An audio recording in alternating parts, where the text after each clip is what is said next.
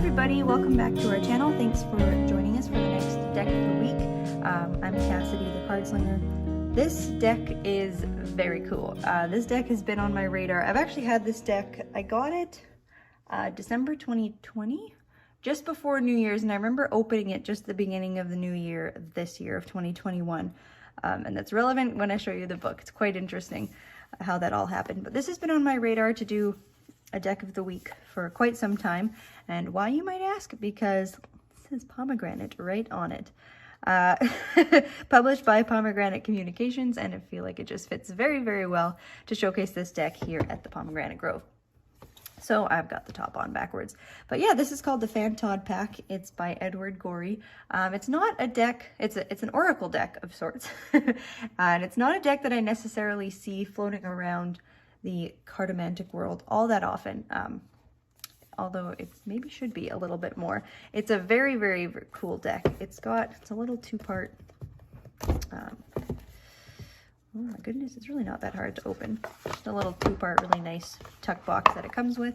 And then it has an excellent little guidebook here, which I will actually show a little bit more after I go through the cards.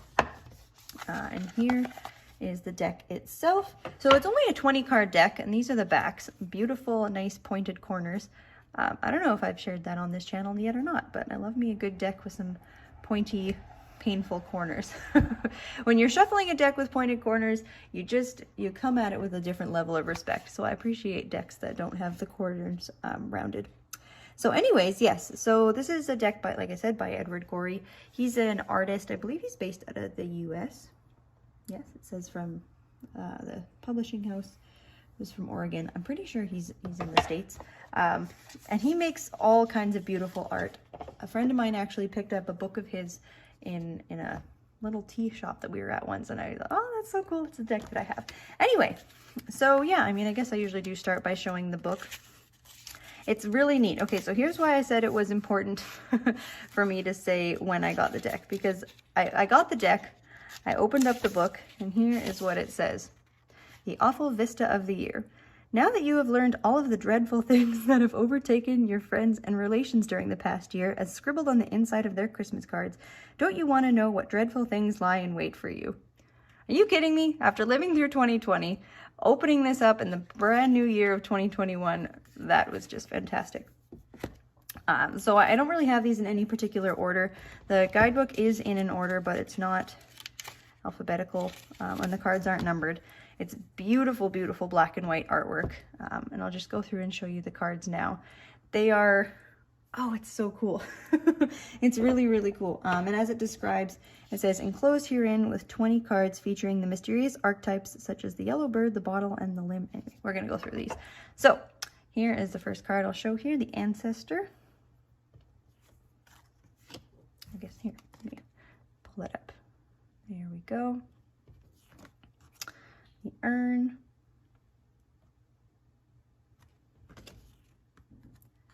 the yellow bird, which I love the additional comedy that it's a black and white deck and we're told it's a yellow bird. The feather,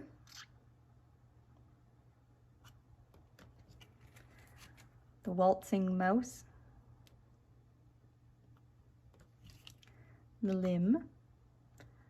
You know, if you're anything like me, even without looking at the guidebook for these, you start to get some sort of interesting message from each of these cards. The burning head, plant, the écorché,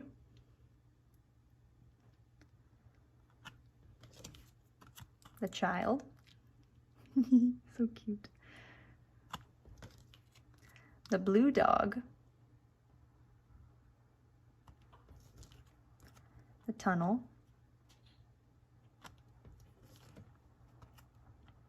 This is the blank card. I should have actually put that one at the very end, but it is called, let me get this right. It just says the black doll in the guidebook. And it's kind of neat because what it says about it, it says, in the words of the old rhyme, what most you fear is coming near. This isn't a fluffy bunny, everything's gonna work out kind of a deck. It's very interesting. The insects,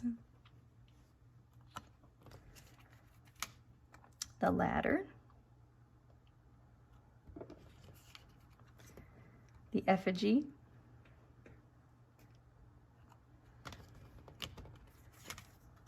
stones, the sea, the bundle, and the bottle. And show the back again because it's one of my favorite backs. And as I said before, with my tarot decks, I prefer them to have reversible backs, but a lot of times with oracle decks, and especially one like this one, working with these 20 archetypes, I just adore this. I got nothing bad to say about the back of this deck. It's just stunning. I've been really drawn to black and white decks lately, so I guess that's probably why I ended up bringing this one out for the deck of the week. So, okay, I want to talk a little bit about what these cards offer in terms of the guidebook. So like I said, as we were kind of going through, you might have been getting some sort of idea of the meanings behind these cards. I would say I used the deck, not necessarily for readings, but I explored it myself for maybe a few weeks before I looked at what was in the guidebook. With the exception, sorry, I looked at the guidebook for one card, and then I wanted to just get to know the cards a little bit before I dove into what the author had to say about them. They're very interesting. So the first thing that it has to offer is always a particular time, whether it's a month or a day of the week. So the effigy is August, insects is Thursday. Now that we're moving into, well, we just got into September here. What's our September card?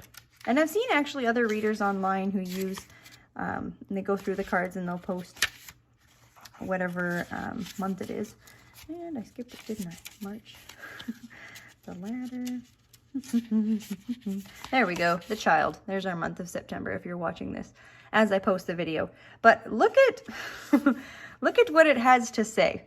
I mean, the beginning of the intro of the book there, where it said, what exactly was it? To see what miserable things await you.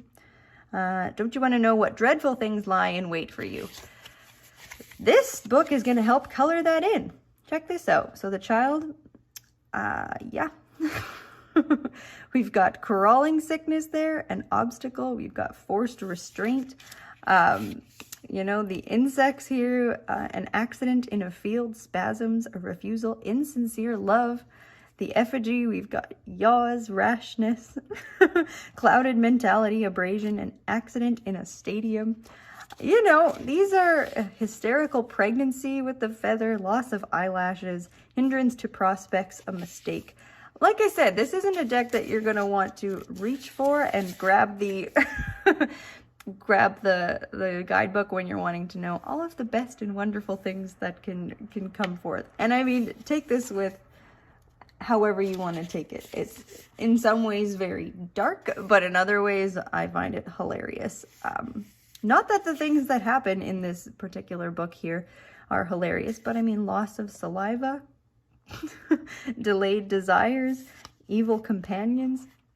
There's a, you know, it's pretty darn humorous. It's quite a comical deck. And it's very small, you know, we've only just got the 20 cards here. And does it offer, I don't remember if this has any spreads in it. I don't think it did. Oh yeah, it does. Okay. So to read your fortune, it says, first shuffle the pack and take in your left hand. Stand in the center of a sparsely furnished room and close your eyes. Fling the pack into the air. Keep your eyes closed. Pick up 5 cards from the floor, keeping them in order. Once you have the 5 cards and your eyes are open, place them face up in the form of a cross. The first in the center, the second above, the third up, and then it, yeah, okay, so it does walk you through a little spread that you can go ahead and use. But, I mean, it's absolutely priceless. I have used this deck, not for client readings per se, but I have done readings for myself, readings for clients. I do use it if you're ever wanting just some kind of archetypal add-on to a tarot reading, or it can just be kind of a standalone, entertaining little message.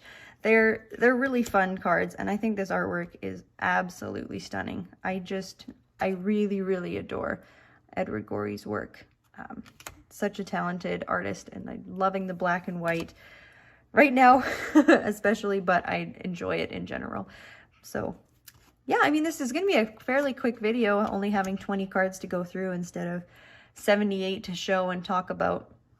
Yeah, but I hope you've enjoyed this. Have you seen this deck? It's very reasonably priced. You can pick it up directly from the creator on their website, which I will leave in the description below. I do believe it's also available on Amazon and other places, but if you can, you know, it's nice to support directly to the artists. But it's a really fun deck. You know, you can make a lot out of each of these cards.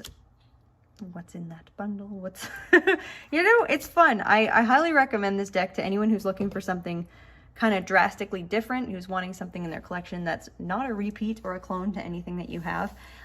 It's fun. It's a fun oracle. Like I said, it pairs really well with tarot readings. You can use it on your own or on its own, and just enjoy the heck out of the beautiful imagery and the way that the guidebook is written, because it's it's a good laugh. So anyways, yeah, let me know if you have this deck, if you've ever seen it before. I do really, really recommend it. It's a lovely pack. And yeah, let me know your thoughts down below. We always love to hear from you. And yeah, I guess until next time, this one was really quick, wrapping this up. Thanks again for watching, everyone. We'll see you next time.